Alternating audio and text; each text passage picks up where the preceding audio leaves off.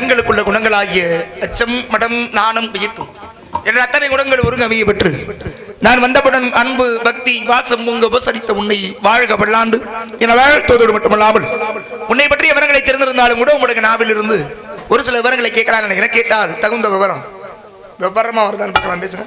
இனிது இனிது ஏகாந்தம் இனிது அதனினும் இனிது ஆதியை தொழுதல் அதனினும் இனிது அறிவினரை கனவிலும் நினைவிலும் காண்பதுதானே அப்படின்னாங்க. அது மட்டுமா வள்ளுவன் தன்னை உலகி நிற்கிய தந்த வாழ்வுகள் கொண்ட தமிழ்நாடு, நெஞ்சையிலும் சிலப்பதிகார மணி ஆரம்படைத்த தமிழ்நாடு, கல்வியில் சிறந்த தமிழ்நாடு, புகழ் கம்பன் பிறந்த தமிழ்நாடு, 10,000 கவிதைகளை முத்தாக அள்ளி கொடுத்த சத்தான கம்பனுக்கு ஈடின வித்தாக வில்லை என்று பாடு என்று கவி சக்கரவர்த்தி கம்பனின் தமிழ் எந்த அளவிற்கு இந்த உலகத்தில் நிலையானதோ அதே போல உங்களுடைய ஆசீர்வாதமும் எனக்கு நிலையானதாக இருக்கணும். நான் ஏன் நினைக்கிறேன், நீங்க பெரியவர், உங்களை பார்க்கணும் அப்படின்னா சாதாரண விஷயம் இல்ல, புண்ணியம் பண்ணியிருக்கணும், பாக்கியம் பண்ணியிருக்கணும். அப்படி இருந்தா தான் உங்களை பார்க்க முடியும். நம்ம கற்பவழி அக்கா அப்பாவா அது இல்ல. காரணம் என்ன அப்படின்னா விவரத்தை கேட்கணும் அப்படிங்க சொல்லியிருக்கீங்க. ஏன்னா மங்களமாகவே நீ வாழ்வாய் மகளே அப்படின்னு இடத்துக்கு தகுந்த மாதிரி அருமையான ஒரு பாடலை பாடி எனக்கு வாழ்த்து கொடுத்துருக்கீங்க. ரொம்ப சந்தோஷம் தான். இருந்தாலும் நீங்க என்ன சொல்றீங்க, வந்த உடனே உன்னிடம் ஒரு சில விவரங்களை நான் கேட்கணும், விவரம் கேட்கும் பொழுது பதில் சொல்லுவாயா அப்படின்னா நான் என்ன சொல்லுவேன், சாமி கேளுங்க, தெரிஞ்சா பதில சொல்றேன், இல்லைன்னா உங்ககிட்ட கேட்டு தெரிஞ்சுக்கிறேன் அப்படிங்கிறது என்னுடைய பணிவான பதிலா இருக்கும். சரி. ஆனா நீங்க என்ன கேக்குறீங்க, விவரம் கேட்கணும் உங்ககிட்ட, விவரம் கேட்டா விவரமா வருதான் பாப்போம் பேசுங்க அப்படின்னா எதுக்கு இத்தனை விவரம்? இல்ல அந்த அளவுக்கு உங்ககிட்ட விவரம் இருக்குன்னு காமிக்கிறீங்களா, என்கிட்ட விவரம் இல்லைன்னு காமிக்கிறீங்களா? ஒரு வார்த்தை வெல்லும், ஒரு வார்த்தை கொல்லும். ஒரு எழுத்து தான் வித்தியாசம். வேணா போட்டா வெல்லும், கோணா போட்டா கொல்லும். ஒரு எழுத்து தானே. ஆனா நீங்க ஒரு வார்த்தையவே வந்து எப்படி சொல்றீங்க? உங்ககிட்ட நான் விஷயங்களை கேட்கணும். அப்படி கேட்கும் பொழுது விவரமா தான் பாப்பா பேசுங்க அப்படின்னா எதுக்கு இத்தனை விவரம்? சடிய முடிக்க நார கெடுல பிடிச்சி முழுங்குச்சான்னு ஒரு பழமொழி ஒண்ணு. பிச்சை எடுக்குமா பெருமாள், அதை வந்து புடுங்குமா அனுமாரு, இதுவும் பழமொழி. அடுத்த வீட்டுக்காரி ஆம்பளை பிள்ளை வைத்தானு எதிர்த்த வீட்டுக்காரி இடிச்சுக்கிட்டு பார்த்தானா, இதுவும் பழமொழி தான். 3/4 முழம் போனதுக்கு அப்புறம் அக்கான்னு சொன்னானா ஒருத்தன், இதுவும் பழமொழி. இது நல்ல பழமொழி. நீங்க வாட்டில தப்பா நினைச்சுக்கிட்டு இருக்காது. இதுல ஒரு பெரிய கதையே இருக்கு. சரி, அது ஒரு பக்கம் இருக்கட்டும். நீங்க ஒரு பழமொழியை சொன்னா நான் ஒண்ணு சொன்னேன். வள்ளியம்மை சொல்லுங்க நாரதரே. இந்த உலகத்துல நல்ல பேர் வாங்குறதுங்கிறது ரொம்ப சிரமம். நல்ல பேர் வாங்குறதுக்கு ரொம்ப கடினமா உழைக்கணும். ஆமா, பேர் வாங்குறதுக்கு கடினமா உழைக்கணும், ரொம்ப கடினமா. பேர் வாங்கிட்டோம்னு வைங்க, அதை விட கடினமா உழைக்கணும். ஏன் அப்படின்னா அந்த பேரை தக்க வைக்கிறது. உதாரணமா ஒண்ணு சொல்றேன்னு வைங்களேன், ஓடி ஜெயிச்சிட்டோம்னு வைங்களேன், ஒரு குதிரை ஜெயிச்சிருச்சுன்னு வைங்க, ஜெயிக்கிறதுக்கு எப்படி ஓடணும்? வேகமா ஓடணும். ஜெயிச்சதுக்கு அப்புறம் அதை விட வேகமா ஓடணும். ஜெயிச்சதுக்கு அப்புறம் அதை விட வேகமா ஓடினா தான் நமக்கு பின்னாடி வர்ற குதிரைகள் நம்மை வெற்றி கொள்ளாமல் இருக்கும். சரி, நம்ம தான் ஒரு இடத்துக்கு வந்துட்டோமே அப்படின்னு கொஞ்சம் சழிச்சோம்னு வைங்களேன், நமக்கு பின்னாடி வர்ற குதிரையெல்லாம் நம்மளை தாண்டி ஓடிக்கிட்டே இருக்கும். சரி, அதுல ரொம்ப கவனமா இருக்கணும். அதுவும் இந்த கலைத்துறையில அப்படி. நாடகத்துறைக்கு வந்துட்டா எல்லோருக்கும் பிடித்த மாதிரி ஒருத்தர் இருக்கிறதுங்கிறது அவ்வளவு சாமானியம் இல்லை. எல்லாரும் ரசிக்கணும் ஒருத்தர் அப்படிங்கிறது அவ்வளவு சாமானியமாக நடக்காது. எல்லாரும் ரசிக்க மாட்டாங்க. அப்படி எல்லாருக்கும் பிடித்த மாதிரி ஒருத்தர் இருக்காருன்னா அவர் நடிக்கிறாருன்னு அர்த்தம். அது என்ன உண்மைதான். முதலாளிக்கும் நல்லவர், தொழிலாளிக்கும் நல்லவரா ஒருத்தர் இருக்காருன்னா அவர் நடிக்கிறாருன்னு அர்த்தம். அது உண்மைதான். ஆமா, இப்ப இங்க நம்ம நடிக்கிறது தான் இப்ப பெரிய நடிப்பு. இந்த நடிப்பு வேற, பகல்ல நடிக்க தெரிஞ்சுக்கணும் முதல்ல. அதுதான் தெரியல, அதுதான் தெரியல. வாய் தான் பொதுவா நம்ம வீடியோ ஓடிட்டு இருக்கு. ஆமா, அது உண்மைதான். அதனால யோசனை பண்ணி பேச வேண்டியது. வள்ளியம்மை, இந்த ராமநாதபுரம் மாவட்டம் தெரியுமா உங்களுக்கு? ஆமா, இந்த ராமநாதபுரம் மாவட்டத்துல திருவாடனைன்னு ஒரு ஊர் இருக்கு. சரி, திருவாடனை தெரியும்ல? தெரியும். உங்களுக்கு எல்லாம் தெரியும்ல திருவாடனை? தேவாரம் பாடப்பட்ட ஸ்தலங்கள் அது 8வது ஸ்தலம். பரவாயில்ல, படிச்சிருக்கீங்க. பக்கத்து ஊர் தான். இந்த திருவாடனைக்கு பக்கத்துல நத்தக்கோட்டைன்னு ஒரு ஊர் இருக்கு தெரியுமா? இங்க பாருங்க, நத்தக்கோட்டை இல்லங்க, வேற என்ன? நத்தக்கோட்டை. நத்தக்கோட்டை, புதுக்கோட்டை, பட்டுக்கோட்டை, அருப்புக்கோட்டை, அது மாதிரி நத்தக்கோட்டை. நான் என்ன நினைச்சிட்டேன், இந்த புளியங்கோட்டை, வேப்பங்கோட்டை, பருத்திக்கோட்டைங்கிற மாதிரி இது நத்தக்கோட்டையா இருக்கும் போல இருக்கு. இருக்கு இல்லையா? அப்படி இல்ல. நத்தக்கோட்டையில இருந்து ஒரு பொம்பளை பிள்ளை வள்ளிவாசம் படம் வருதுப்பா, அருமையா பாடுதுங்க. ரொம்ப சிறப்பா எல்லோராலும் கேட்டு ரசிக்கக்கூடிய அளவிற்கான சிறப்பான குரல் வளம், ரொம்ப அருமையா பேசுது.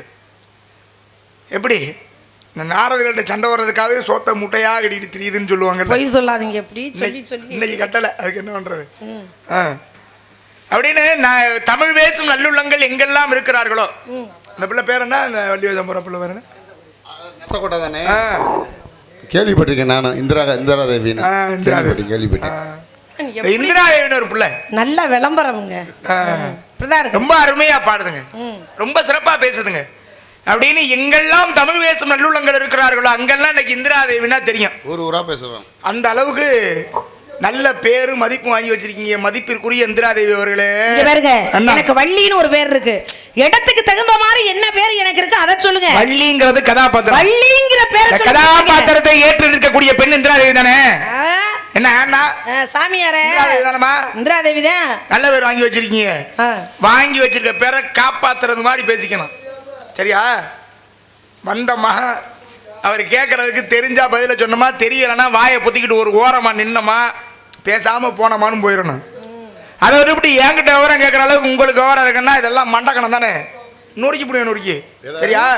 சவுடாலு பேச யாருக்கிட்ட என்ன பேசணும் எதை பேசணும் தெரிஞ்சு பேசணும். வாங்கி வச்சிருக்க பேரெல்லாம் காத்தோட காத்தா கணப்பொழுதுல பறக்கட்டு போயிடுவேன் அப்படியாளு, சரியா? பேசுங்க. இந்த உரச போன மாடு திருகாணியில மாட்டினது மாதிரி ஒரு மாடு போய் ஒரு இடத்துல உரச்சுன்னு வச்சுக்கோங்க, ஒழுங்கான இடத்துல உரச்சுன்னா தப்பிச்சு போயிடும். திருகாணியில போய் உரசிக்கணும்னா என்ன ஆகும்? மாட்டிக்கிறோம். அப்புறம் வவ்வா வீட்டுக்கு வவ்வா விருந்தாடி போனா நீனும் தொங்கு நானும் தொங்குற மாதிரி கதை போயிடக்கூடாது. என்ன மிரட்டுறீங்க நாரதரே? என்ன சாமியார என்னைய மிரட்டுறீங்களே? என்ன அப்படி உங்களுக்கு விவரம் தெரியும்? நான் கேட்கிறேன், என்னைய மிரட்டுறதுக்கு நீங்க எதுக்கு தேவையில்லாம உங்களை ஏதாவது நான் தப்பா பேசணும்னா ஏதாவது உங்களை மரியாதை குறைவா ஒரு வார்த்தை பேசுறேன்னு சொல்லுங்க. நான் சொல்றதான் நீங்க கேட்கணும். நான் என்ன சொல்றேன்னா அதுக்கு நீ ஆமா போடணும். அப்படின்னா ஏன் இடத்துக்கு ஏன் வர்றீங்க? உங்க இடத்துல என்ன பேச வேண்டியதானே? தனிமையில போய் என்ன பேச வேண்டியதானே? என்கிட்ட வந்து பேசும் பொழுது நான் கேட்கத்தான் செய்வேன். அதுக்காக நான் என்ன சொன்னாலும் நீங்க தலையாட்டிக்கிட்டு நிக்கணும் அப்படின்னா உங்க சட்டமா அது இல்ல உங்க சவுடாலான்னு கேட்கிறேன். இங்க பாருங்க நாரதரே, சித்தம் போக்கு சிவன் போக்கு சத்தம் போட்டு பேசிட்டான் அப்படின்னா நம்மளுக்கு செல்வாக்கு அப்படின்னு நீங்க நினைக்கிறீங்க. சந்தம் இல்லாதவன் சபைக்கு வரக்கூடாது. உங்களுக்கு அந்தத்திலயும் குறைச்சல் இல்ல சந்தத்திலயும் குறைச்சல். அதை நீங்க முதல்ல புரிஞ்சுக்கங்க. குறைச்சலா இருக்குன்னு நான் ஒண்ணும் சொல்லல. என்ன என்னமாப்பா? இந்த புதுக்கோட்டை மாவட்டத்துல ரெட்டையானம்னு ஒரு ஊருங்க. தின்னுகிட்டே இருங்க எந்த நேரமும். புதுக்கோட்டை மாவட்டத்துல ரெட்டையானம் அப்படின்னு ஒரு ஊரு. அந்த ஊர்ல பாருங்க வெங்கடேஸ்வரன் ஒரு சின்ன பையன். சின்ன பையனா? ரொம்ப பொடி பையன். பொடி பையனா? சின்ன பையன் தான். அப்புறம் அந்த பையன் நாரதர் போடுறாருப்பா. ஆனா சின்ன பிள்ளையாக இருந்தாலும் எவ்வளவு பெரிய வள்ளியை நிப்பாட்டினாலும் எவ்வளவு பெரிய ராஜபாட்டை நிப்பாட்டினாலும் கழுகால சலத்துல பல ராகங்களை பாடி பல மனதை கவரக்கூடிய அளவுல நிறைய திறமை வளர்த்திருக்காருப்பா. ரேவதி ராகம் பாடி அழுக வச்சிருவாப்ல. ஆமா, நிறைய ராகங்களை. நன்றி தலைவா, கை தட்டுறதுக்கு ரொம்ப நன்றி. ஆனா நம்ம என்ன சொல்லிச்சுனே தெரியல இல்லப்பா. ரொம்ப சந்தோஷம். இல்ல தெரிஞ்சதுனாலதான் அவங்க கை தட்டுறாங்க. பல ராகங்களை பாடி பல மக்களுடைய மனசை கவரக்கூடிய அளவுல நல்லா படிச்சிருக்காருப்பா. திறமை நிறைய இருக்குப்பா. அப்படின்னு இந்த உலகம் பூரா நம்ம ஊர் மட்டும் இல்ல, நம்ம ஊர் மட்டும் இல்ல, நம்ம தமிழ்நாடு மட்டுமல்ல வெளிநாடு முதல் கொண்டு அது என்னது புலன குழுமமா பல ரசிகர்கள் பட்டாளத்தையே நீங்க சேர்த்து வச்சிருக்கீங்களா இல்லையா? ரசிகர்களை சேர்த்து வச்சிருக்கீங்களா? அப்படி சொல்லுமா, மொட்டையை சேர்த்து வச்சிருக்கேன் என்ன அர்த்தம்? அது பாக்குறவங்க என்னப்பா? நான் வரிசையா உங்க அண்ணன் என்னன்னா அந்த அப்படி சொல்றாரு, நீ என்னன்னா இப்படி சொல்ற. நீங்க என்ன சட்டி சரக்குனா சாட நமக்குனே நின்னா சொல்ற ஆளுங்க பக்கத்துல இருக்கும்போது எப்படி சொல்லணும்ங்கிறது இருக்குல. பல ரசிகர்கள் பட்டாளத்தை நீங்க சேர்த்து வச்சிருக்கீங்க நாரதர். ஆமா ஆமா. மரியாதைக்குரிய வெங்கடேஸ்வரன் அவர்களே, என்ன அந்த பேரை இந்த ஊர்ல இந்த மேடையில என்னால நீங்க கெடுத்துக்கிட்டு போயிடாதீங்க. ஆமா, நீங்க எப்ப பேரை கெடுப்பீங்க? நீங்க என்ன எச்சரிக்கிறீங்க? என்ன எச்சரிக்கிறீங்க? என்ன சரி இப்ப விவரம் கேட்டா விவரமா வருமான்னு சொன்னது அந்த அம்மாக்கு பட்டுக்குச்சு. ஏன் என்ன ஏன் விவரமா கேட்டா உங்களுக்கு என்ன அந்த அளவுக்கு விவரம் இருக்கான்னு கேக்குறீங்கல்ல. இப்ப யாருக்கு விவரம் இருக்குன்னு பாத்துப்போம். பாப்பமே பேசி பாப்போமா? யாருக்கு விவரம்? மோதி என்ன பாப்போமா? நெத்தியில ஒட்டுறீங்களா? மோதி பார்த்தோம்னா வைங்களே, நீங்க செவத்துல போய் ஒட்டிடுவீங்க. நீங்க அப்ப நான் அந்த மாதிரி அப்புறம் உங்களை சுரண்டி தான் எடுக்கணும். நான் அதுக்கெல்லாம் போறது இல்ல, தேவையில்லாத வேலை. வாய் பேச்சோட சரி, வாய் பேச பேசி பாத்துக்குவோம். அப்ப அடிக்க அடி எல்லாம் தான் வேணும். அட நீ ஒரு ஆளுமா? நான்லாம் அடிக்கிற பக்கமே பேச்சுக்கு பேச்சு வீச்சுக்கு வீச்சு மூச்சுக்கு மூச்சு பாட்டுக்கு பாட்டு முடிவர்களே ரொம்ப அடிக்க அடி சாந்தமான ஆளு நானு. நாரதர். ஆமா சரி அடிச்சா கூட 2 அடி பாக்கையில தெரியுது. அடிச்சா கூட 2 அடி அடிச்சிட்டு போங்க. இவர் மட்டும் பேசும்போது நொறுக்கி புடுவேன் பாரு. இவர் சாந்தமான முறிவரா. இல்ல நான் ரொம்ப சாந்தமான ஆள் தான். என்ன பேசுறீங்க? வாங்க. நெத்தியில போட்டுறீங்க இல்ல? என்னது? பசுபதி பாசம் என்று சொல்லக்கூடிய முப்பட்டை. முப்பட்டை. இந்த முப்பட்டைக்கு சொந்தக்காரர் யாருமா? சிவபெருமான். சிவபெருமான். சிவனுடைய ஆலயங்கள் இந்த பூலோகத்துல 108 ஆலயங்கள் இருக்கு. இங்க தமிழ்நாட்டுக்குள்ள இந்த 108 ஆலயம் நிறைய இருக்கு. இந்த 108 மட்டும் ஏன் குறிப்பிட்டு சொல்றேன்னா, இந்த 108 தேவார பாடல் பெற்ற ஸ்தலங்கள். சரிங்களா? சரி, அதை பத்தி அப்புறம் பேசிக்கோ. இப்போ ஒரு சிவனுடைய ஆலயம் உங்க ஊர் இருக்குல்ல, திருவாடனை. ஆமா ஆமா, உங்களுக்கு நகரம்னா தானே. திருவாடனையில இருக்காருல இறைவன். ஆமா, அவருக்கு என்ன பேரு? ஆதி ரத்னேஸ்வரர் அப்படின்னு பேரு. அம்பாளுக்கு என்னமா பேரு? சினேகவள்ளி அம்மன் பேரு. இருக்காரா? ஏன் ஆதி ரத்னேஸ்வரர் பேர் வந்துச்சுன்றதுக்கு ஏன்னா சூரியனால் பிரதிஷ்டை செய்து வணங்கப்பட்டது அப்படிங்கிற பெருமை. ஆமா, கொஞ்சம் எர்த்து இருந்தா வச்சு விடுங்க. அவருக்கு மொத்தமா வச்சு விடுங்க கரண்ட். அவருக்கு சார்பு வைக்கலாம். கத்துறது பத்தாலாம், என்னை விட சார்பு மட்டும் வைங்க. ஏன் எதுக்கு? என்ன வாஸ்து சரியில்லையா? இல்ல இல்ல, அது கொஞ்ச நாள். இந்த திருவாடனையில இருக்கிறார்ல இறைவன், அந்த ஆலயத்துக்கு சாமி கூட போயிருக்கீங்களா? இருக்கேன். உள்ள போய் பார்த்தா எத்தனை சிவலிங்கம் இருக்கும்? ஒரு லிங்கம் தான் இருக்கும். ஒரு லிங்கம் தானே இருக்கும். ஒரே ஆலயத்துக்குள்ள 2 சிவலிங்கம் எந்த ஊர்ல இருக்கு சொல்லு? அச்சாரா புள்ளி. எனக்கு இந்த பக்கம் வாஸ்து சரியில்லை. நீங்க அதைத்தான் சொல்றேன். நான் அங்க போகாதம்மான்னு சொன்னல, வாஸ்து சரியில்லையான்னு. வாங்க, சும்மா விவரமா வருமானு கேட்டதுக்கு அம்மா அப்படியே என்னமோ கரகத்தை தூக்கி தலையில வச்சு ஆடின கணக்கு ஆடுறிய. நாளைக்கே வந்து ஞாயிறு இருந்தீங்க. செவ்வா வந்தாலும் பிரச்சனை இல்லை. நம்ம அடிக்கிற காத்து திரும்ப அடிக்காம போகாது. அதை பார்த்து கவலைப்படுறாங்க. நம்ம ஒரு கேள்வியை கேட்டோம்னா அடுத்து இந்த புள்ள கேக்குமே, பதில் சொல்லணும்ல, முடியுமா அப்படின்னு யோசனை பண்ணிக்கிட்டு நீங்க என்கிட்ட கேட்க நல்ல அறிவாளிக்கு எது அழகுனா கேட்ட கேள்விக்கு பதில் சொல்லிட்டு அதுக்கப்புறமா கேள்வி கேட்கறது. அதானே சரி? ஒரு கேள்வி கேட்கறோம்னா கேள்விக்கு பதில் சொல்லணும்ல, பதில் சொல்லிட்டு தான் திருப்பி கேள்வி வைக்கணும். அதான நியாயம். சரி, ஒரு லிங்கம் இருக்கக்கூடியது எல்லா இடத்துலயுமே இருக்கும் பெரும்பாலும். ஆனா திருவாடானையில ஒரு லிங்கம் தான், ஆதி ரத்னேஸ்வரர் அப்படின்னு பேரு. ஆமா, 2 லிங்கம் இருக்கக்கூடிய ஆலயம் எது அப்படின்னா, ராமேஸ்வரம் போயிருக்கீங்களா? அந்த கோயிலுக்குள்ள போயிருக்கீங்களா? ராமனே ஈசனை வழிபட்ட ஸ்தலம் அதுதான் ராமேஸ்வரம். இந்த ராமேஸ்வரத்துல நீங்க போய் பாத்தீங்கன்னா அங்க உள்ள இருக்கக்கூடியது 2 லிங்கம். இந்த 2 லிங்கம் எப்படி வந்துச்சு? ஒன்று சீதையுடைய திருக்கரங்களால் உருவாக்கப்பட்டது, மணலால் உருவாக்கப்பட்டது. இன்னொன்னு காசியில் இருந்து ஆஞ்சநேயர் பெருமானால் கொண்டு வரப்பட்டது. இந்த 2 லிங்கமும் அந்த ஆலயத்துக்குள்ள இருக்கு. தென்னாடுடைய சிவனையை போற்றி, என் நாட்டவருக்கு இறைவா போற்றி. 12 ஜோதிர்லிங்கம் இருக்கு மொத்தம். அதுல ஒன்று தமிழ்நாட்டுக்குள்ள இருக்கிறது. அது எங்க இருக்குன்னா ராமேஸ்வரத்துல சீதையினுடைய திருக்கரங்களால் உருவாக்கப்பட்டது அப்படிங்கறதுன்னு சொல்றான். சரி, அது ஒரு மனநிலை ஏற்பட்டதுனால சுயம்புதான். அதுவும் ஆஞ்சநேயர் கொண்டு வந்த லிங்கத்துக்கு பேர் வந்து காசி விஸ்வநாதர்னு பேரு. இந்த அம்மா செஞ்ச லிங்கத்துக்கு என்ன பேரு? ராமனே ஈசனை வணங்கியது, இதனாலதான் ராமநாத சுவாமின்னு ஐயாக்கு பேரு. அப்ப ராமேஸ்வரத்துல ஒரே ஆலயத்துக்குள்ள இருக்கக்கூடியது 2 லிங்கம். பரவாயில்ல, படிச்சு கேட்டீங்க, நான் சொல்லிருக்கேன். இப்ப நான் கேக்குறேன், கேளுங்க. என்ன கேக்குறேன்? ஒரு லிங்கம் இருக்கக்கூடியது திருவாடானே, 2 லிங்கம் இருக்கக்கூடியது ராமேஸ்வரம். ஒரே ஆலயத்துக்குள்ள 3 லிங்கம் இருக்கு. ஒண்ணு கூடுதல, ஒரே ஆலயத்துக்குள்ள 3 லிங்கம் இருக்கு. இந்த ஊரு எந்த ஊரு? இப்ப அதுக்கு என்ன பேரு? இதுக்கு முன்னாடி அதுக்கு என்ன பேரு? என்னமா இதெல்லாமா கேட்டேன் நானு? நான் கேட்பேன், உங்களுக்கு என்ன சொல்லுங்க. நான் எப்படி கேள்வி கேட்கறேன் அப்படிதானே கேள்வி கேட்கறேன். நீ என்ன இப்ப அவசியம் இல்லைங்க. என்ன சட்டம் போடுறீங்களா? சட்டம் தான். நான் கேட்டது மாதிரி தான் கேட்கணும்னா அப்படியே கேட்கறீங்க. இடத்துல நான் வைக்கிறது தான் சட்டம். என் சட்டத்துக்கு அடி வணிஞ்சு போறதா உங்க வேலை. அதெல்லாம் நீங்க வேற இடத்த போய் பாருங்க. என்ன கேட்டீங்க? எங்க இடத்துல அதெல்லாம் செல்லாது. 3 சிவலிங்கம் ஒரு ஆலயத்துக்குள்ள இருக்கு. இந்த ஊருக்கு திருக்கான பேர்னு ஊர் பேர். அப்ப என்ன பண்றாரு? இந்த தேவாரம் பாடிய மூவர்ல ஒருத்தர், மூவர் பாடியதும் தேவாரம் இல்லையா, ஒருத்தர் பண்ணதான் தேவாரமா. இந்த சுந்தரர் இருந்தார்ல, அவரு சிவனை வழிபடுவதற்காக வருகிறார்.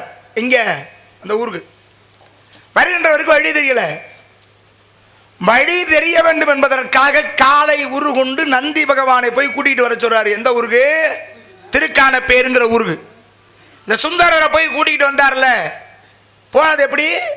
காலை உரு கொண்டு. அதனாலதான் ஊருக்கு இப்ப காளையார் கோயில்னு பேரு. முன்னாடி அந்த ஊருக்கு திருக்கான பேருன்னு ஊர் பேரு. இந்த காளையார் கோயில்ல தான் 3 சிவலிங்கம் ஒரே ஆலயத்துக்குள்ள. ஏன் தனித்தனியா சிவலிங்கம் தனித்தனியா இருக்கிறது வேற, ஆலயத்துக்குள்ள ஒரு விக்கிரகமாக உள்ளே அமர்ந்திருக்கிறது அப்படிங்கிறது வேற. அதான் மூலவர்னு சொல்லுவோம். அப்படியாக அமர்ந்திருக்கிறது என்பது வேற. அப்ப 3 சிவலிங்கம் ஒரு ஆலயத்துக்குள்ள இருக்கிறது எந்த ஊர்லனா காளையார் கோயில்ல இருக்கு. சரியா? பதில் சரிதானம்மா? ஏன்னா எதிரியாக இருந்தாலும் உண்மையை சொன்னா கண்டிப்பா ஒத்துக்கணும். உண்மைதானே? நீங்க சொன்னதை சுத்த அப்பட்டமான பொய்யா அப்படின்னு நான் சொல்ல முடியுமா? உண்மையதான் சொல்லியிருக்கீங்க. இப்ப 3 1ல ஆரம்பிச்சு 2ல ஆரம்பிச்சு 3க்கு வந்தாச்சு. 5 சிவலிங்கம் ஒரே ஆலயத்துக்குள்ள இருக்கு. எந்த ஊர்ல இருக்கு? என்ன 2 ஊடுது எப்படி? அப்படித்தான் 4 காணாம. ஏன் நீங்க ஒண்ணா கூட்ட வேண்டியதானே? நான் 2ஆ கூட்டுவேன், நீ 1ஆ கூட்டும் போது நான் 2ஆ கூட்டுவேன். என்ன அடுத்து பாருங்க நான் எத்தனை கூட்டுறேன் பாப்போம். 5 லிங்கம் எங்க இருக்கு? 3 லிங்கம் காளையார்கள் அப்படின்னு சொல்றீங்க. 5 லிங்கம் இருக்கக்கூடியது அது சிவனுடைய ஆலயம் அல்ல. திருச்செந்தூர் போயிருக்கீங்களா? திருச்செந்தூர்ல நான் போனா தான் பதில் சொல்லுவீங்க. இல்ல கேக்குறேன், போயிருக்கேன். இப்ப இத மட்டும் கேட்க தெரியுதுல, கேள்வி கேட்கும் பொழுது அப்ப அதெல்லாம் தெரிஞ்சிருக்கணும்ல உங்களுக்கு. சும்மா தெரியாம ஒரு கேள்வி கேட்க முடியாது. நான் எல்லா ஊருக்கும் போயிருக்கேமா. திருச்செந்தூர்ல நீங்க போய் பாத்தீங்கன்னா அங்க இருக்கக்கூடியது பஞ்சலிங்கம். ஒரே ஆலயத்துக்குள்ள ஒரே இடத்துல வரிசையா 5 லிங்கம் இருக்கும். ஏன்னா அங்க இருக்கக்கூடிய முருகப்பெருமான் முதலில் தன்னுடைய தந்தையை வணங்கிய பிறகுதான் அங்க சூர சம்ஹாரமே ஆரம்பிப்பாராம் இல்லையா? சூரன் சம்ஹாரம் ஆரம்பிக்கிறதுக்கு முன்னாடி தன்னுடைய தந்தையை இவர் பூஜா மூர்த்தியாக இருந்து அவரை வணங்கிய பிறகுதான் என்ன செய்வாராம்? வெளியிலே வருவாராம் சூரபதமனை வதம் செய்ய. அதனால திருச்செந்தூர்ல நீங்க போய் பாத்தீங்கன்னா 5 லிங்கம் ஒரே இடத்துல இருக்கும். அப்ப சிவனை வழிபட்ட இடம் திருச்செந்தூர். ஆனா இன்றைக்கு முருகனை எல்லாரும் இங்க வணங்குறாங்க. அதுக்கு ஒரு மிகப்பெரிய காரணமே இருக்கு. ஆமா. எல்லா ஆலயங்களும் இப்ப அம்மா இருக்கான்னு வைங்களேன், அம்மாவுக்கு பூஜை பண்றதுக்கு ஒரு அர்ச்சகர் இருப்பார், பூஜைவர் இருப்பார். அங்க சிவனுக்கு முருகப்பெருமான் பூஜை செய்தார். அதனாலதான் திருச்செந்தூர்ல முருகப்பெருமானுக்கு பூஜா மூர்த்தின்னு பேரு. தேவர்களின் குறை தீர்த்த தலைவன் இல்லையா? என்ன பண்ணாரு? சூரபத்மனை வதம் செய்து பிரம்மகத்தி தோஷம் பிடிச்சிருச்சு. பொதுவாவே உயிர்வதை செய்தார். சூரனை வதம் செய்த பிறகு அவருக்கு ஜெயந்திநாதர்னு பேருமா? பிரம்மகத்தி தோஷம் பிடிச்சிருச்சு. ஏன்னா சிவபக்தனை கொன்றாரு, அவருடைய உருவை மாத்திடுறாரு. அப்ப பிரம்மகத்தி தோஷம் பிடிச்சிச்சு. இந்த தோஷம் நீங்கப்பட வேண்டும் என்பதற்காக சிவனை வந்து வணங்குறார், கையில மலர் கொண்டு வணங்குறார். இப்ப நம்முடைய குறையை தீர்த்த தலைவன் என்று சொல்லி தேவாதி தேவர்கள் அனைவரும் ஒன்று சேர்ந்து வந்து முருகான அழைத்தார்களாம். வேற முருகனை பூஜை பண்ணிக்கிட்டு இருந்தபடியே திரும்பினாராம். அதுதான் இன்றைக்கு திருச்செந்தூர்ல நம்ம பார்க்கிற உருவ திருமணி. ஆமா, சிவபெருமானுக்கு பூஜை செய்ததோட அற்புதமான விஷயம். அப்ப அங்க இருக்கக்கூடியது 5 லிங்கம். சரி, திருச்செந்தூர்ல ஆமா ஒரே ஆலயத்துக்குள்ள 108 லிங்கம் எங்க இருக்கு? இனிமே நான் தான் கட்டணும் போய். நீங்க ஒண்ணும் கட்ட வேண்டியது இல்ல, கட்டி வச்சதா சொல்லுங்க. யாரு கட்டினது? இனிமே யாரு கட்ட முடியும் அப்படிலாம் சொல்லுங்க பாப்போம். அந்த காலத்துல எல்லாம் கட்டின மாதிரி இப்பெல்லாம் நினைச்சு பார்க்க முடியுமா? இருக்கிறத பாதுகாத்தா போதும். நினைச்சு பார்க்கலாம், கட்டதான் இருக்கிறத கட்ட போறேன் இப்படி கட்ட போறேன் நினைச்சுக்கலாம். வேணா கட்டணும்ல. ஆனா 108 லிங்கம் ஒரே ஆலயத்துக்குள்ள இருக்காது. எங்க சொல்லுங்க பாப்பா. நீ என்னப்பா என் பக்கம் பேசுறியா இந்த அம்மா பக்கம் பேசுறியா? நீ யார் பக்கம் தான் எங்கிட்ட நியாயமா அங்கிட்ட தான் பேசுவாங்க. ஆமா, அது சரி. என் பக்கமாவே இருந்தீனா பிரச்சனை இல்ல. ஒரு பக்கட்டா இருக்க மாட்டியா? இவ்வளவுலாம் ஓர வஞ்சம் இருக்க கூடாது. ஏன் உங்க பக்கமே இருந்தா இது நியாயமா? நியாயம் எந்த பக்கம் இருக்கோ அந்த பக்கம் தான் இருப்பாங்க. என்ன மண்டையை சொரிறாரு? இல்ல காசியில கண்ட இடம் பூரா லிங்கமா தான் இருக்கும். இந்த சண்டையில வித்தாடு பக்கம் சொச்சாடு முழிக்கும்ல காசியில, அது மாதிரி முழிச்சா பத்தாது. பார்க்கிற இடங்கள் எல்லாம் சிவலிங்கமா தான் இருக்கும் காசியை பொறுத்தவரை. ஆனா அந்த அம்மா கோயிலுக்குள்ள 108 சிவலிங்கம் இருக்கு.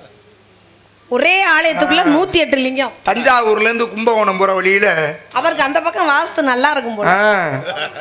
கும்பகோணம் போற வழியில பாபநாசம்னு ஒரு ஊர் இருக்கு. திருப்பனந்தாள் சுவாமிமலை இதுக்கு பக்கத்துல. இந்த ஊருக்கு பேரு பாபநாசம்னு பேரு.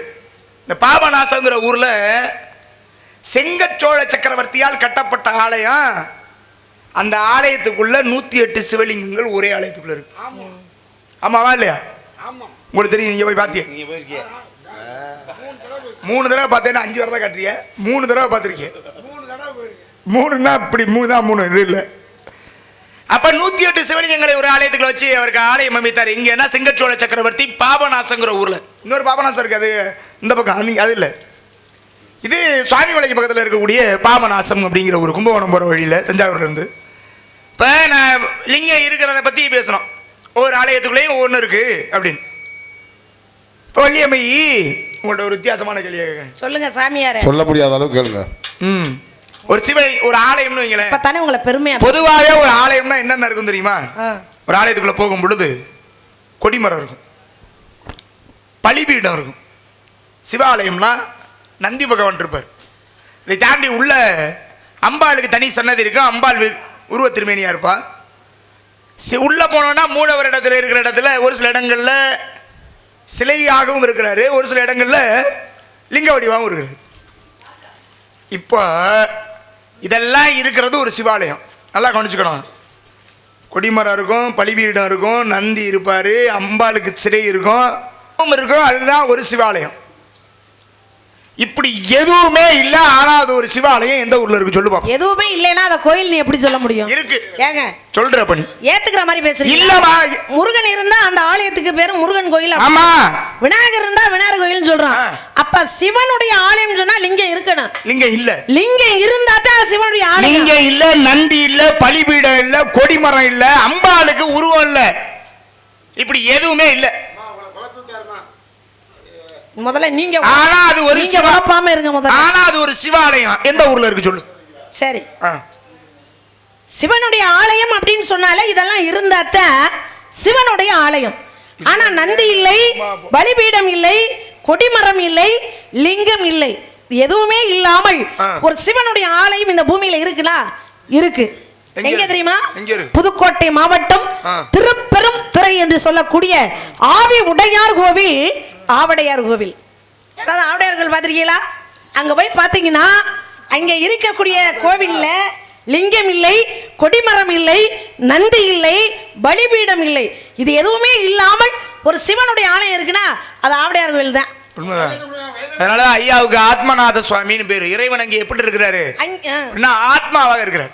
ஏன் ஆத்மநாத சுவாமி யோகாம்பாள்னு அவருக்கு நைவேத்தியம் என்ன தெரியுமா? என்ன? அதாவது புழுங்கரிசி சாதத்தை சூடா வடிச்சு, புழுங்கரிசின்னு அதை மட்டும் சொல்றோம்னா எல்லா ஆலயங்களிலும் நைவேத்தியமா பச்சரிசி தான் பண்ணுவாங்க, புழுங்கரிசியை பண்ண மாட்டாங்க. ஆனால் இங்க கொஞ்சம் வித்தியாசமா புழுங்கரிசிய ஆலயமே வித்தியாசமா தானே இருக்கு. ஆமா ஆமா, கிழக்கு பார்த்தது புழுங்கரிசியை வடிச்சு பார்த்தது இருக்கும். அங்க இலையில எல்லாம் வைக்க மாட்டாங்க, பெரிய கல்லு ஒண்ணு இருக்கும், அந்த கல்லை நல்லா கழுவிட்டு அதுல கொட்டி அப்படியே பரப்பி அதுல இருந்து வரக்கூடிய அந்த ஆவி இருக்கு பாத்தீங்களா, இந்த ஆவியை மட்டுமே அவர் நைவேத்தியமாக எடுத்துக்கொள்ளுவாராம். அதனாலதான் ஆவி உடையார் கோவில், ஆவடையார் கோவில். அகத்திக்கீரை படைக்கிற இடம் ஆவடையார் கோவில்லமா. அகத்திக்கீரை பொதுவா எதுக்கு பயன்படுத்துவாங்க அப்படின்னா கெட்ட காரியங்களுக்கு. ஆமா, அத்திக்கீரை சாப்பிட்றது நல்லது மருத்துவ ரீதியா. ஆனால் அதை பயன்படுத்துவது எங்கன்னா ஒரு கெட்ட காரியம் நடந்த வீட்டில், சரி ஒரு பெரிய காரியம் நடந்த வீட்டில் தான் அதை பயன்படுத்துவாங்க. ஆனால் அதை ஒரு ஆலயத்துக்குள்ள பயன்படுத்துறாங்கன்னா அது எங்கன்னா ஆவுடையார் கோயில்ல தான். அப்பேற்பட்ட பெருமைக்குரிய ஆலயம். பரவாயில்ல, பேச்செல்லாம் நல்லா இருக்கு. நான் என்ன கேட்கறேன்னா, ஆவுடையார் கோயில்ல யாருமா கோயில் கட்டினது? அதை கட்டினது மாணிக்க வாசகர் கட்டினாரு. யாரு கட்டினது? மாணிக்க வாசகர். மாணிக்க வாசகர் எந்த ஊர்ல பிறந்தாரு? திருவாதூர்ல பிறந்தவர். திருவாதூர் எங்க இருக்கு? பாண்டிய நாட்டுக்குள்ள தான் இருக்கு. பாண்டிய நாட்டுல இருக்கிற பாண்டிய நாட்டுக்குள்ள தான் இருக்கு. ஆனா ஆவுடையார் கோயிலுங்கிறது கிட்டத்தட்ட எங்க இருக்குன்னா அறந்தாங்கியை தாண்டி, அறந்தாங்கியை தாண்டி இருக்கு. இந்த மாணிக்க வாசகர் எங்க தெரியுமா வேலை பார்த்தாரு? பாண்டியம்மன்ட்ட. பாண்டியன்ட்ட அரசவை கவிஞர், அதாவது புலவரா வேலை பார்க்கிறாரு. அரசவையில் அமைச்சர் ஒருவர், மன்னிக்கணும், அமைச்சரா பணிபுரியுற. இந்த அமைச்சரா பணிபுரியவர்கிட்ட என்ன பண்ணாருன்னா குதிரை வாங்கிட்டு வாங்கன்னு சொல்லி பணம் கொடுத்தாரு. எவ்வளவு கொடுத்தாரு? நீங்க தான் சொல்றீங்க. எவ்வளவு கொடுத்தாரு? 12,000 பொற்காசுகளை கொடுத்தார். 12,000 பொற்காசுகளை கொடுத்து குதிரை வாங்கிட்டு வாயான்னு மதுரையிலிருந்து தொண்டிக்கு போய் சொல்றாரு. ஏன்னா தொண்டியில அன்றைக்கு கடல் வாணிபம், குதிரைகள் வந்து இறங்கியிருக்கு. அங்க போய் குதிரை வாங்கிட்டு வாச்சு அப்படின்னு சொல்லி மாணிக்க வாசகர் அனுப்பி வைக்கிறார். அனுப்பி வச்சாரா? ஆமா. எங்க போனாரு? குதிரை வாங்க தான் போனாரு. தொண்டிக்கு தானே போனோம். ஆமா, தொண்டிக்கு போனோம்னா இப்படியே சிவகங்கை, காளையார் கோயில், தொண்டி இப்படி போயிருக்கலாம்ல. ஒருவேளை அவர் அப்படியே சுத்தி அப்படியே எப்படி இந்த கதையெல்லாம் சொல்லக்கூடாது என்கிட்ட. நியாயமா இதான வழி, இப்படித்தானே போகணும். அதை விட்டுவிட்டு குதிரை வாங்க போச்சோன்னவர் ஏன் ஆவுடையார் கோயில் போனாரு? அங்கே போய் எது கோயில் கட்டினாரு? காரணம் இருக்கணும்ல. போனது தொண்டிக்கு. தொண்டிக்கு போறவருக்கு ஆவுடையார் கோயில் என்ன வேலை? இப்படி போயிருக்கலாம்ல. அதை கட்டினதுக்கு அப்புறம் தாங்க ஆவுடையார் கோவில். அதுக்கு முன்னாடி எல்லாம் அதுக்கு அப்படி ஒரு பேர் இல்ல. இல்ல உண்மைதான். அது ஒரு இடம், அது ஒரு காடு, குருந்த மரம், வனம், அவ்வளவுதான். நிறைய இருக்கு, குருந்த மரங்கள் நிறைந்த இடம் தான். அவர் எதுக்கு அங்க போனாரு? அதான் குதிரை வாங்க போனவரு அங்கனக்குள்ள யதார்த்தமா உட்கார்ந்தாரு. என்ன கொண்ட போய் கூட்டத்துக்குள்ள விழுந்துரு. என்ன நினைக்கிறேன் இந்த கந்த இந்த நூலு சுத்துற கதை இதெல்லாம் வேற யாருக்கிட்ட சொல்லணும். சரியா?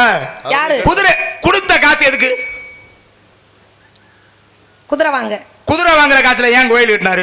கோயில் கட்டினவர் அவர் சொந்த காசுல கட்ட வேண்டியானே. சிவன் மீது அதிகமான பக்தி உள்ளவரு, அன்பு கொண்டவரு, அதனாலதான் கட்டினாரு. ஏன் சிவன் மீது அதிகமான அன்பு கொண்டு ஒருத்தர் இருந்தாரு, கோயில் கட்டணும் மனசுக்குள்ளே கோயில் கட்டினாரு.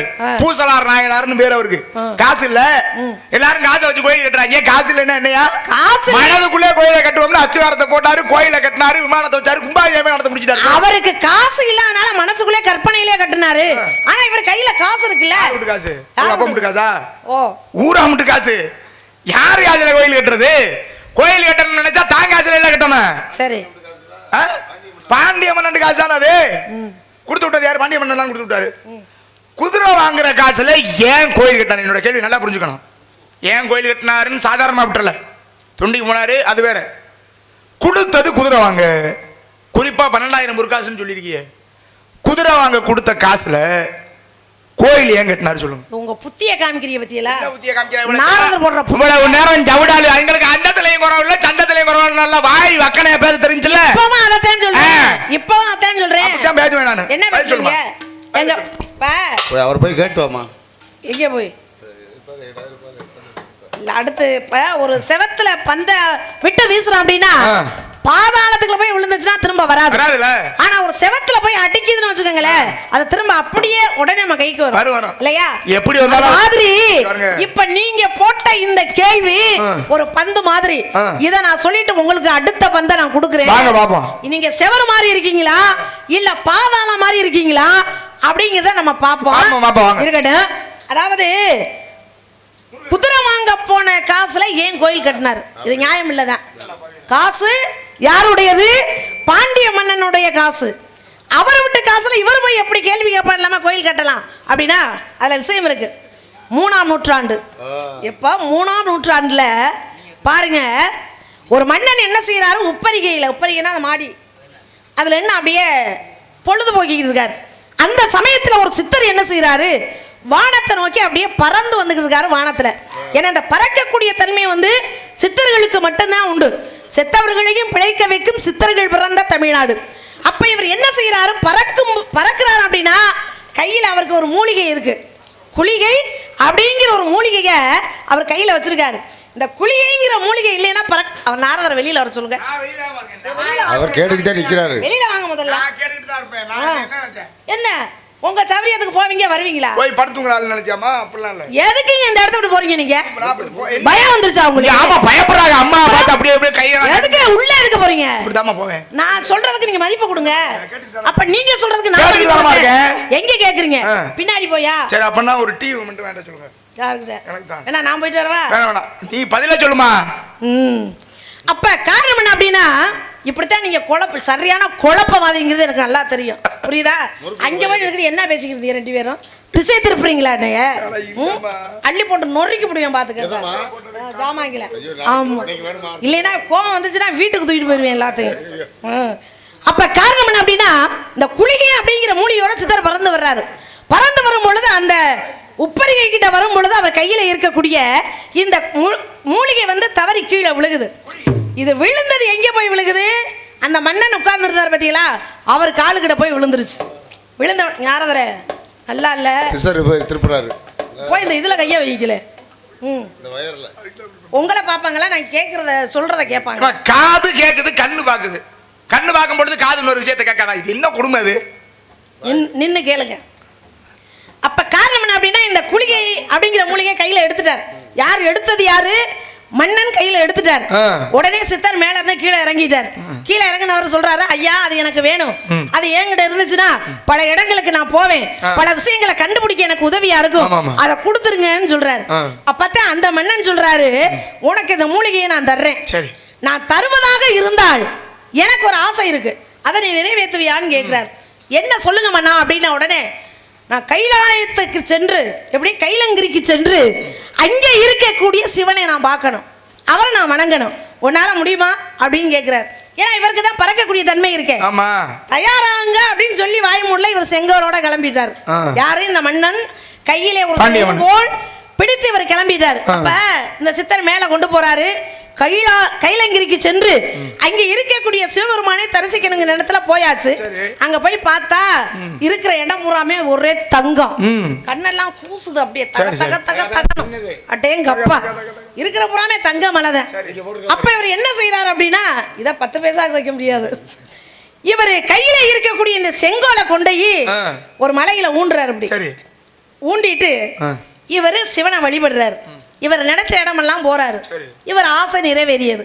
திரும்ப கீழே வரணும்ல, கீழே வரும் பொழுது அந்த செங்கோலை போய் எடுக்கிறாரு. நல்லா கவனிங்க, இப்பதான் நீங்க நல்லா கவனிக்கணும். அந்த செங்கோலை கையில எடுக்கும் பொழுது கேள்வி கேட்டதுனா சரியா? ஆமா. அப்புறம் அதுல அது தவறு இது தவறுன்னு சொல்லக்கூடாது. நான் அப்படிதான் கேட்பேன். எப்படி கேட்பீங்க? நீ சரியா சொன்னாலுமே நான் திரும்ப கேட்பேன். நியாயமா கேளுங்க, நியாயம் இல்லாம கேட்காதீங்க. நீ சரியா சொன்னாலுமே நான் திரும்ப கேட்பேன். செங்கோலை கையில எடுத்தாருல, எடுத்த உடனே என்னாச்சு? அந்த தங்க மலையில ஊண்டி இருந்ததுனால இந்த செங்கோல் எந்த அளவுக்கு அந்த மலையிலே பதிந்து இருந்ததோ அந்த அளவுக்கு தங்கம் ஒட்டி இருக்கு. என்ன செய்யணும்? சிவன், ஆமா, சிவன் சொத்து குலநாசம் தெரியுமில்ல. சிவனுடைய சொத்தை யாரும் எடுக்க முடியாது. இதை தெரிஞ்சுக்கிட்டு இவர் என்ன செய்யறாரு? இவர் என்ன பண்ணிருக்குன்னா அந்த தங்கத்தை எல்லாம் அப்படியே தட்டி விட்டுட்டு, அவர் கவனிக்காம வந்தார், அப்படியே உதுத்துட்டு அவரை போய் பார்த்து ஊத்துறீங்க. எவ்வளவு தூங்குவாங்க. செங்கோல்ல இருக்கக்கூடிய அந்த தங்கம் அவர் கவனிக்கல, போன அவள்ல தூக்கிட்டு திரும்பி வந்துட்டார். கொண்டு வரணும் அப்படியே என்ன செஞ்சாரு? ஆசையில தங்கத்தோட கொண்டு வந்துட்டார். கைலாயத்துல இருக்க தங்க அவற்றை தங்கமா இல்ல. சிவன் பார்த்தாரு, என்ன நினைச்சாரு? வந்தேன் வணங்கினா நம்ம விட்டு பொருளை கொண்டு போயிட்டானே, இவனை விடவே கூடாது, எப்படியாவது இதை நம்ம வாங்கி ஆகணும்னு முடிவு பண்றாரு. அப்படி முடிவு பண்ணிய பிறகுதான் இந்த சித்தர் தான் என்ன பண்றாரு? மாணிக்க வாசகரா பிறக்கிறார். அந்த உப்பரிகையில இருந்த மன்னன் அரிமத்தன பாண்டியனா பிறக்கிறார். அப்ப ஏன் இவ்வளவு பேர் இருக்கும் பொழுது ஏன் இவர்கிட்ட போய் இவர் வந்து அமைச்சரா இருக்கிறார் தெரியுமா? வச்சவன் தான் எடுக்கணும், வழி தெரிஞ்சவன் தான் நடக்கணும் அப்படிங்கறது கணக்கு. உன்னால தானே அந்த மண்ணை மேல வந்தேன். அப்ப அதனால தானே அவன் ஏன் தங்கத்தை கொண்டு போனா, இப்ப ஒன்ன வச்சு தாண்டா வாங்குவேன்னு முடிவு பண்ணாரு. முடிவு பண்ணி என்ன செய்யறாரு? அவர்கிட்ட அமைச்சரா இருக்காரு. அப்பொழுதுதான் தகுந்த நேரம் வரும் பொழுது போய் குதிரை வாங்கிட்டு வாப்பான்னு சொல்றாரு. ஏன் 12,000 பொற்காசு கொடுத்தாரு தெரியுமா? ஒரு 1000 பொற்காசு கொடுத்துருக்கலாம், ஒரு 500 பொற்காசு கொடுத்துருக்கலாம், ஒரு 100 பொற்காசு கொடுத்துருக்கலாம். ஏன் 12,000 பொற்காசு கொடுத்தாரு அப்படின்னா, அங்கிருந்து எடுத்து வரப்பட்ட தங்கம் வட்டி முதலமா சேர்ந்து அந்த நிமிடம் வரை 12,000 பொற்காசு. அதாவது போட்டாரு. அதற்கு நிகரான சரியான தொகை எவ்வளவுனா 12,000 பொற்காசு. ஆமா, அந்த தங்கத்துக்கு தகுந்த மாதிரி 12,000 பொற்காசை கொடுத்து விடுறாரு. இவர் கையில வாங்கினாரா? கொண்டு வந்தாரு. குதிரை வாங்கத்தான் வந்தாரு. ஆனா வர்ற வழியிலே சிவனுடைய சொத்து தானே அது, எப்படியாவது வாங்கணும்னு அவர் முடிவு பண்ணாரு. முடிவு பண்ணி மாணிக்க வாசகருக்கு முன்னாடி போய் அப்படியே தன்னுடைய உருவத்தை காமிச்சிட்டார். காமிச்ச உடனே இவர் என்ன பண்றாரு? அழுகிறார். அப்பா இறைவா, சிவபெருமானே, எம்பெருமானே, உன்னை யாரு நினைச்சாலும் பார்க்க முடியாது, என் கண்ணு முன்னாடி இப்படி வந்து நிக்கிறியே, உன்னை நான் எப்படி வணங்குவேன், எப்படி பாடுவேன்னு அழுகிறார். ஒரு பைத்தியக்காரனை போல அவரை சுத்தி சுத்தி வர்றார். இல்ல, ஒரு காதலன் மீது காதல் கொண்ட காதலி போலவாம் மாணிக்க வாசகர். ஏன்னா சிவனுக்கு இயல் என்பது பேச்சு தமிழ், என்பது பாட்டு தமிழ், நாடகம் என்பது நடிப்பு தமிழ். ஆனா மாணிக்க வாசகருடைய தமிழ் வந்து அழுகை தமிழா. ஆமா, ஏன்னா திருவாசகத்திற்கு முருகார், ஒரு வாசகத்திற்கு முருகார். படிச்சவங்க என்ன பண்ணுவாங்கன்னா அழுகாம இருக்கவே மாட்டாங்க. அந்த அளவுக்கு அதுல பக்தி விஷயங்கள் உண்டு. அப்ப இவர் என்ன செய்யறாரு? 4 பேர் 4 விதமா பார்த்தாங்க. அதுல இவர் தன்னுடைய காதலனாக பார்த்தாராம் சிவனை. ஆமா, யாரு? மாணிக்க வாசகர். அப்பொழுதுதான் என்ன பண்றாரு அப்படின்னா, அவர் மீது அதிகமான பக்தி கொண்டு பாண்டிய மன்னனை மறந்தார். எதுக்கு வந்தா அப்படிங்கிற விஷயத்தை குதிரை வாங்குற விஷயத்தை மறந்தாரு. எல்லாத்தையும் மறந்து தன்னை மறந்து சிவபெருமானுக்குன்னு ஒரு ஆலயத்தை எழுப்பினார். அதுதான் ஆவுடையார் கோயில். இந்த பழமொழி ஒண்ணு சொல்லுவாங்க, சொக்கங்காசு. ஏன் இப்ப அத கட்டினாரு? புரியுதா உங்களுக்கு? நல்லா புரியுது. முன்பிறவிலே அவர் பட்ட கடன், யாரால பணம் எடுத்துட்டு வந்துட்டாருல, தங்க யாரால வாங்கினார், மேல இருந்து கீழே யாரால வந்துச்சோ அவனாலேயே மறுபடியும் நீ வந்து. நான் கேக்குறேன், நீங்க கேக்குறதெல்லாம் இருக்கட்டும். எதுக்கு வந்திய? என்ன நான் இப்ப நீங்க எதுக்கு வந்திய? கல்யாணம் பண்ணி வைக்கலாம்னு வந்தேன். யாருக்கு? உங்கள்ட்ட கேட்டேனா? அப்ப பொம்பளை பிள்ளைய கேட்காது கல்யாணம் பண்ணி வைக்க ஆகல, நீங்க பண்ணி வைங்கன்னு கேட்டனா? இல்லம்மா, பொம்பளை பிள்ளைய கல்யாணம் எப்படி நான் பேசையில மட்டும் வந்து நீங்க கல்யாணம் அப்புறம் காது ஊத்துங்க. இல்லம்மா, என்ன நேராச்சு? முதல்ல தெரியலையா? அது காது ஊத்து இல்ல, முதல்ல தெரியலையான்னு கேக்குறேன் நான். அப்பர் சுந்தரர், திருஞான சம்பந்தர், மாணிக்க வாசகர், சமயக்குறவர்கள் 4 பேர். ஆமா, 4 பேர். அந்த 4 பேர்ல அப்பர்னு ஏங்க அவரை கொண்டு போய் முன்னாடி வச்சாங்க? அவர் வயசுல கொஞ்சம் பெரியாதுமா, 54. பெரியோரெல்லாம் பெரியோரும் அல்ல, சிறியோரெல்லாம் சிறியோரும் அல்ல. அதை புரிஞ்சுக்கணும்.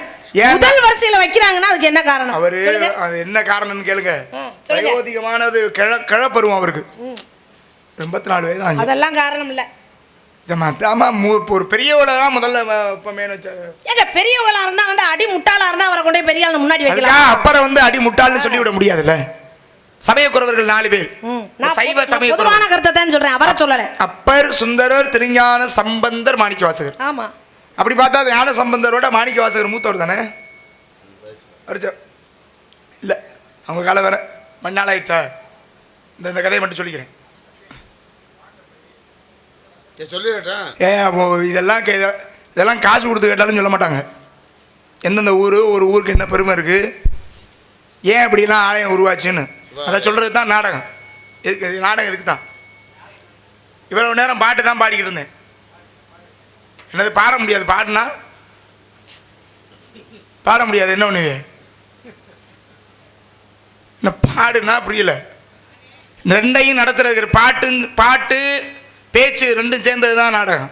பாடிக்கிட்டே இருந்தால் அதுக்கு பேர் கச்சேரி. வேற ஏதாவது வச்சு பார்க்கலாம்ல, கச்சேரி வச்சு பார்த்துருக்கலாம்ல. பாடிக்கிட்டே தான் இருப்பாங்க, பேசவே மாட்டாங்க. அப்படி வச்சு பார்க்கலாம்ல. முதல்ல ஒரு பெரிய யார் வந்து சொல்றதுன்னு பாருங்க, வயதில் பெரியவராக இருக்கிறாரு. சரி, நல்ல கருத்துக்களை ஆன்மீக நடக்கிறது என்ன, ஒரு விழா. என்ன விழா அது? ஆன்மீக விழா. தீபாவளியா பொங்கலா இல்லை, ஒரு தெய்வத்துக்கு விழா எடுத்து அதை நடத்திக்கிட்டு இருக்கோம்னா, ஒவ்வொரு இடத்துலையும் சாமி இங்கெல்லாம் எப்படி உருவாச்சு, ஆலயங்கள் உருவானதுக்கான காரணம் என்ன, ஒவ்வொருத்தனும் எப்படியெல்லாம் பக்தி செய்தாங்கிறத பற்றி பேசிக்கிட்டு இருந்தா அதை கேட்கறதுக்கு மனசு இல்லைன்னா தாராளமாக எந்திரிச்சு போகலாம். நான் பார்க்குற வேலை தான். இந்த ஆன்மீகங்கிறது எல்லாம் நம்ம வாழ்க்கையில் ஒரு நீரோட்டம் மாதிரி கலந்து தான் இருக்கும். இல்லைன்னு நம்ம வேணா சொல்லலாம். ஆனால் இந்த 4 பேர் மட்டும் ஏன் சமயக்குறவர்னு சொன்னாங்க? எத்தனையோ பேர் இருந்தாங்க சைவ சமயத்தில். எவ்வளோ பேர் தான் பிள்ளையே வெட்டி கறியாக சமைச்சு கொடுத்தாரு ஒருத்தர். அவரை கொண்டு வந்து முன்னாடி வைக்கல. தான் முண்டாட்டிய சிவன் ஒரு அடியாரா வர்றாரு. அடியார்கள் மீது எவ்வளோ பட்டுன்னு பாருங்க. அடியாரா மாறி வந்து என் முண்டாட்டியை என் கூட அனுப்புன்னு கேட்குறாரு. இன்னைக்கு யாராவது வந்து என் முன்னாடி அவன் கூட அனுப்புறான்னு சொன்னா என்ன ஒன்று அடுத்து அவன் கழுத்தை வெட்டிடுவோம் போடான்னு. ஆனால் என்ன ஒன்றாரு தெரியுமா? வந்தது சிவனடியார் என்பதற்காக தன்னுடைய மனையாலே அவர் கூடவே போடான்னு அனுப்பிச்சு வச்சார். இயற்பகை நாயனார்னு பேர். அவரை சொல்லலை சமயக்குறவர்கள். எல்லாம் கேட்குற மனசை முதல்ல உருவாக்கிக்குங்க. பாட்டு பாடினா பாட்டுக்கு எப்படினாலும் கேட்கலாம் பாட்டு. இதெல்லாம் ஒரு சொற்பொழிவு வச்சாலோ இல்லை வேற ஏதாவது போய் தேடி ரொம்ப அரிதாக கேட்கணும்.